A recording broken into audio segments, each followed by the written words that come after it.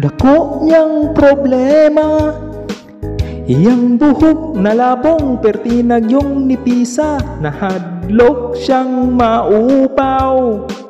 Bisag panit iyang hitsura, nasiso siyag itlog. May tayubong pa o gadunay lana, hastang di malasa, walay buhok ni tubo, gitugkan hinuon siyag kaspa.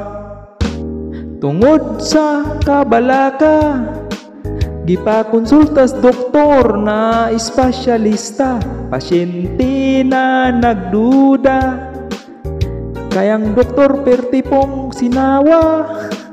Unya ang resulta, matud pa sa doktor okay na, kanang imong kaupaw ayaw lagkabalaka, kay madugay maanad raka. Ambot nga no, daghan-daghang dihang mga upaw ug ulo, apan ang bungot ug mga balhibo, labong paman kaayo. Ang atong ulo diha sa may hubonog alimpo, kining dapita gyud sa kawo, maogoyoy makalbo. Tambag murag pasiaw, ang lagong ang langaw, tambal kunos na sumpaw, inusnos sa ulo, buhok mo tubo tagsa kadangaw. Iyang kining gituman, lagong ginusnos kini sa adlaw-adlaw, balig usak semana gisusi ang tanaw, ang upaw ni samot kasinaw.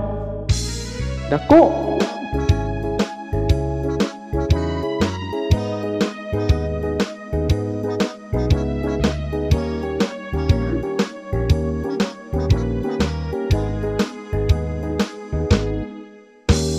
dako yang problema, iyang buhok nga labong pertigyo ng nipisa, nahadlok siyang maupaw.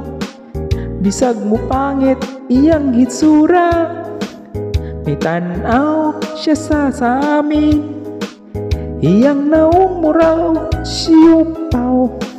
Sa lingkod-lingkod kilid, taas abot aping, apan ang ibabaw daw gi ikaingin.